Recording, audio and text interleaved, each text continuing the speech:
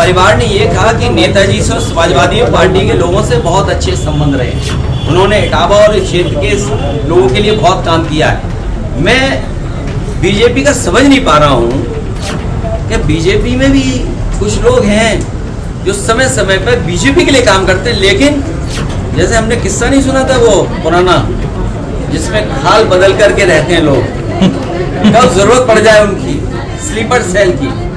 BJP के पास हर क्षेत्र में स्लीपर सेल है, तो उन्हें जिससे लाभ होगा वो सब हो जाएगा। जैसे एक चैनल मैंने देखा, उनके पत्रकार पूछे कि यादव सब काम कर लेते हैं। मैंने कहा ये क्या कह रहा है भाई पत्रकार, क्या सब काम कर लेते हैं यादव? सोचिए आप।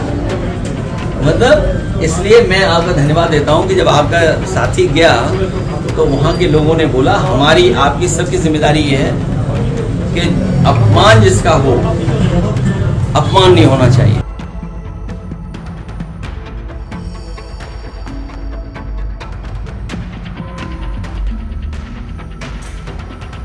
नमस्कार, मैं हूं परवीन सानी। दोस्तों, यूपी की सियासी गलियारों से लेकर सोशल मीडिया पर एक शख्स की चर्चा खूब हो रही है। वो शख्स है गगन यादव। ये नाम दोस्तों ऐसा है जिसके नाम के बारे में शायद आप में से ज़्यादातर 26 जून से पहले जानते ही नहीं होंगे। 26 जून के बाद अचानक से सोशल मीडिया पर इस नाम की खूब चर्चा होने लगी। खासकर यादव सरनेम के कुछ सोशल मीडिया यूजर इसकी तारीफ करने लगे और इसकी तुलना सपा अध्यक्ष अखिलेश यादव की राजनीति से करने लगे। अखिलेश के विकल्प के तौर पर रखने लगे। दादरपुर गांव वही है जहां मुकुटमणि यादव और सन सिंह यादव नामक कथावाचकों संग बदसलूकी हुई थी। अब उसी दादरपुर गांव में 26 जून को भारी बवाल हुआ। गांव में घुसने से रोकने पर अहीर रेजिमेंट और यादव महासभा के लोगों ने पुलिस वालों पर पथराव किया। इस बीच गगन यादव का नाम सुर्खियों में आ गया। आरोप है कि गगन यादव के कहने पर ही अहीर रेजिमेंट ने दादरपुर गांव में तांडव मचाया था। मेरठ के रहने वाले गगन यादव की कुछ तस्वीरें सोशल मीडिया पर तेजी से वायरल हो रही हैं, जिसमें वो सपा प्रमुख अखिलेश यादव के साथ नजर आ रहा है। वहीं कुछ तस्वीरें ऐसी भी हैं जिसमें वो बीजेपी दफ्तर के बाहर नजर आ रहा है। ऐसे में बीजेपी नेता और समर्थक गगन यादव को सपाई बता रहे हैं, वहीं सपा के लोग गगन यादव को बीजेपी का नेता बता रहे हैं। तो सवाल यही है, अगर गगन यादव का किसी नेता या फिर पार्टी विशेष से नाता है तो किसके लिए गगन यादव की राजनीति काम कर रही है? क्या गगन यादव सपा अध्यक्ष अखिलेश यादव के लिए खतरे की घंटी है? और गगन यादव है कौन? गगन यादव ने सोशल मीडिया पर दादरपुर गांव चलने का ऐलान किया था, जिसके बाद भारी संख्या में यादव समाज के लोग इकट्ठा हो गए। जब पुलिस ने उन्हें गांव में घुसने से रोका तो उन्होंने पथराव शुरू कर दिया। हालांकि गगन खुद इटावा नहीं आया था, क्योंकि आगरा में पुलिस ने उसे रोक दिया था।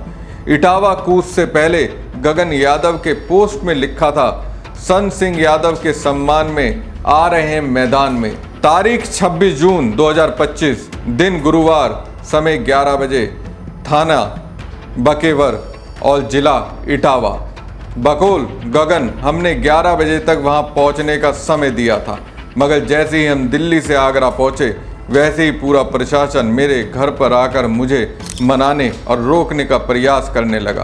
प्रशासन के लोगों ने कहा कि मैं इटावा नहीं जाऊं, वहां हाई अलर्ट है, मेरे जाने से वहां पर हिंसा भड़क सकती है।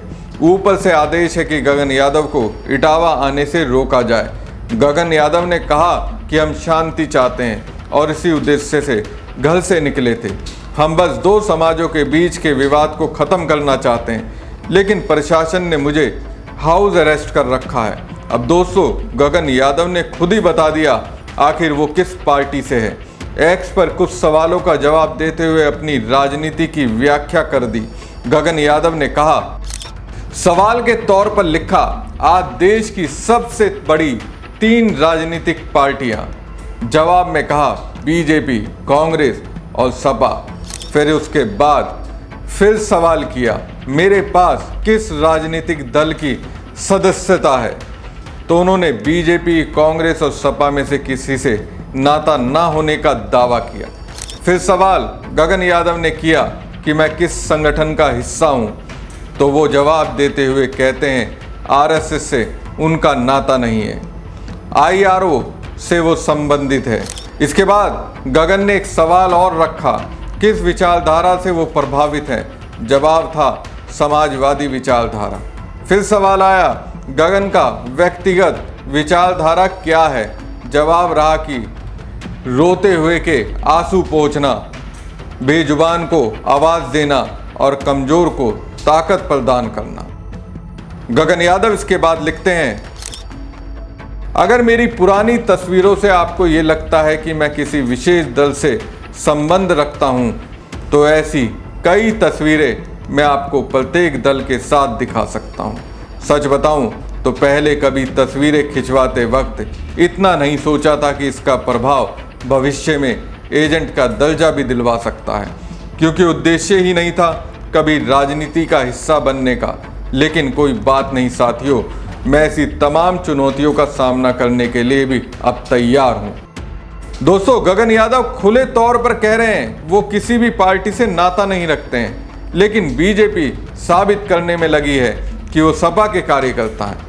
एक तरह से गगन खुद आगे आकर ये बता रहे हैं उनका राजनीति में खुद का अस्तित्व है और महत्वाकांक्षा भी है। कहीं ना कहीं गगन के समर्थकों को लगता है गगन सपा अध्यक्ष अखिलेश यादव के विकल्प हैं। ये ठीक उसी तरह से है जैसे आज़ाद समाज पार्टी के चीफ चंद्रशेखर आज़ाद के बारे में उनके समर्थक सोचते हैं। लेकिन सोचने वाली बात यह भी है, चंद्रशेखर आज़ाद को जिस मायावती का विकल्प बताया जाता है वो मायावती करीब करीब संन्यास वाली स्थिति में है, लेकिन अखिलेश यादव अभी उस दौर में नहीं है। दूसरी बात, गगन यादव के पास उतना पॉलिटिकल एक्सपीरियंस नहीं है।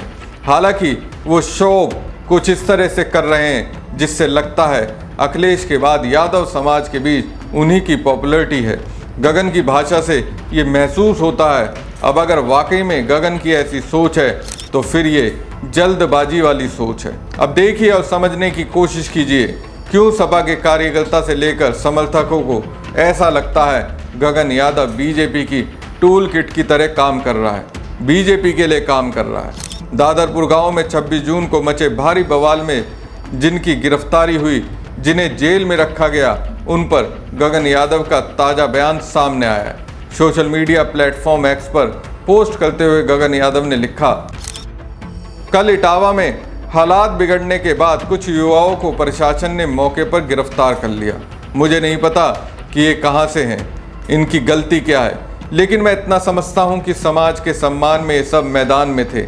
ऐसे ही युवा साथी तब भी सड़कों पर होते हैं जब देश में कोई बड़ा आंदोलन होता है।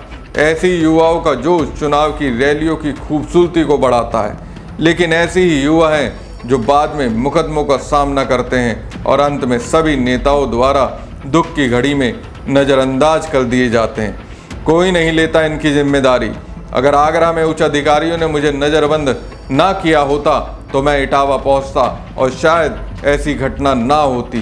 पंचायत में सबसे पहले इनका मार्गदर्शन किया जाता, यह बताकर कि जरूरी नहीं कि हर लड़ाई लाठी डंडों से जीती जाए, कुछ लड़ाइयाँ मोहब्बत से भी जीती जा सकती है। आज मुझे दुख हो रहा है इन युवाओं को देखकर, लेकिन मैं इनका भविष्य खराब नहीं होने दूंगा, चाहे इनको छुड़वाने के लिए मुझे स्वयं की गिरफ्तारी देनी हो। मैं ये भी चाहता हूं कि देश में जो जाति हिंसा पैदा हुई है वो अब समाप्त हो जाए, नहीं तो हम मान सम्मान के चक्कर में राजनीति का शिकार हो जाएंगे। उत्तर प्रदेश शासन प्रशासन से मैं इन युवाओं को जेल से छोड़ने की गुजारिश करता हूं, जिसकी कोई भी कीमत चुकाने के लिए मैं तैयार हूं। ना मैं ऐसा व्यक्ति जो दंगे भड़काए करवाए और ना मैं ऐसा व्यक्ति जो बुरे वक्त में किसी को छोड़कर आराम फरमाए। गगन की भाषा देखिए, वो कह रहे हैं अगर उन्हें नज़रबंद नहीं किया जाता तो वो इटावा में ऐसी घटना नहीं होने देते। लाठी डंडे से नहीं बल्कि प्यार से वो लड़ाई जीत लेते। मतलब साफ है, गगन को लग रहा है उनमें एक चमत्कारिक शक्ति है। वो जाते तो तरीके से सब कुछ ठीक कर कर लौट आते। फिर वो कहते हैं जो उपद्रवी गिरफ्तार हुए उनके भविष्य को खराब नहीं होने देंगे, खुद की गिरफ्तारी देंगे। अब यही बात इसके संकेत देते हैं कहीं बीजेपी के कहने पर ही गगन यादव ने इटावा कूच का आह्वान तो नहीं किया था। कहीं ना कहीं गगन की भाषा में विश्वास है, वो पहले जो गिरफ्तार हुए हैं उन्हें छुड़वाएंगे और फिर इससे यादव समाज में उनकी पॉपुलैरिटी बढ़ेगी। गगन बताते हैं दंगा भड़काने वाले इंसान नहीं हैं और ना ही जिन्होंने साथ दिया उसका साथ छोड़ने वाले हैं। एक तरह से गगन यादव खुद की छवि में ढाल दे रहे हैं। लेकिन समझने वाली बात यह है कि अखिलेश यादव संत सिंह यादव के साथ हैं, उनके लिए आवाज बुलंद कर रहे थे। जब सीएम योगी सपा अध्यक्ष अखिलेश यादव के एक्शन से बैकफुट पर आ गए थे तो गगन यादव ने अचानक से इटावा कूच करने का फैसला क्यों लिया, ये जानते हुए इटावा मुलायम परिवार का गढ़ है। ये सब वजह हैं जिससे कहीं ना कहीं ऐसा लगता है गगन यादव को कहीं ना कहीं सत्ता पक्ष की ओर से तो आशीर्वाद मिल ही रहा होगा। गगन यादव इंडियन रिफॉर्म नामक संस्था का फाउंडर और प्रेसिडेंट है। ये वही संस्था है जो भारतीय सेना में अहीर रेजिमेंट की मांग करती है। गगन यादव ने अपने फेसबुक के बायो में लिखा है कि वो युवा नेता है जिसकी विचारधारा समाजवादी है। मगर आपको ये भी बता दें कि गगन यादव समाजवादी पार्टी से जुड़ा हुआ नहीं है। इसके पहले वो लोकसभा चुनाव के दौरान खूब चर्चा में आया था जब उसने मैनपुरी लोकसभा चुनाव प्रचार के साथ जय श्री राम को लेकर विवादित बयान दिया था, जिस पर बीजेपी ने गगन यादव को जमकर घेरा था और उन्हें सपाई बताया था। गगन यादव पर मुलायम सिंह यादव के अपमान के आरोप भी लगे थे। इस पर एक लंबा चौड़ा पोस्ट कर गगन ने नेताजी मुलायम सिंह यादव को अपना आदर्श बताया था और आरोपों को अपने खिलाफ साजिश बताया था। हमारी खबर आपको कैसी लगी कमेंट बॉक्स में कमेंट करके जरूर बताएं। साथ ही पेज को ज़्यादा से ज़्यादा लाइक और शेयर कीजिएगा। धन्यवाद।